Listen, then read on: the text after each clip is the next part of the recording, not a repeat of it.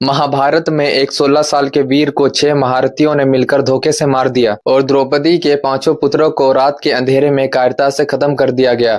अगर आप इन बलिदानों की सच्चाई जानना चाहते हैं तो वीडियो अंत तक जरूर देखें। हरे कृष्णा दोस्तों, पिछले वीडियो में हमने पांडवों के महान सहयोगियों के साहस और उनके बलिदान को जाना था।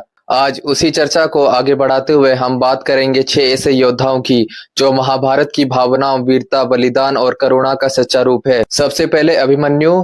अर्जुन ने भगवान श्री कृष्ण की बहन सुभद्रा से विवाह किया था। उन्हीं के गर्भ से अभिमन्यु उत्पन्न हुए थे। मत्स्य देश के राजा विराट की कन्या उत्तरा का विवाह इनसे हुआ था। इन्होंने अपने पिता अर्जुन और प्रद्युम्न से अस्त्र शिक्षा प्राप्त की थी। महाभारत युद्ध में द्रोणाचार्य ने एक दिन चक्रव्यूह की ऐसी रचना की, पांडव पक्ष के युधिष्ठिर, भीम, नकुल, सहदेव, विराट आदि कोई भी वीर उसमें प्रवेश नहीं कर सके। उस दिन वीर युवक अभिमन्यु अकेले ही चक्रव्यूह को भेदने उसमें घुस गए और असंख्य वीरों का संहार करके अपने असाधारण शौर्य का परिचय दिया। सिर्फ 16 साल की उम्र और ऐसा साहस कि अकेले द्रोणाचार्य के चक्रव्यूह को भेद डाला। द्रोण, कृपाचार्य, कर्ण, अश्वत्थामा, बृहदबल, कृतवर्मा, इन 6 महारथियों ने मिलकर अन्याय पूर्वक इन्हें घेर लिया।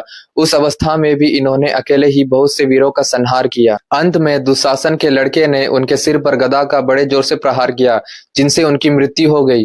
अब बात आती है द्रौपदी के 5 पुत्रों की। पहले थे प्रतिविंध्य, दूसरे सुतसोम, तीसरे सुतकर्मा, चौथे शतानीक और 5वें सुतसेन। ये 5 क्रमशः युधिष्ठिर, भीम, अर्जुन, नकुल और सहदेव के औरस पुत्र थे। ये द्रौपदी के गर्भ से उत्पन्न हुए थे। गीता में इनके जीवन के बारे में अधिक विवरण उपलब्ध नहीं मिलता, परंतु गीता में वर्णन आता है कि युद्ध के पश्चात रात्रि के समय अश्वत्थामा ने कपट से इन 5 बाल वीरों का वध कर दिया था। और यदि आप इनके विषय में और विस्तार से जानना चाहे तो महाभारत के ग्रंथ को पढ़कर इनके बारे में जानकारी प्राप्त कर सकते हैं। धन्यवाद।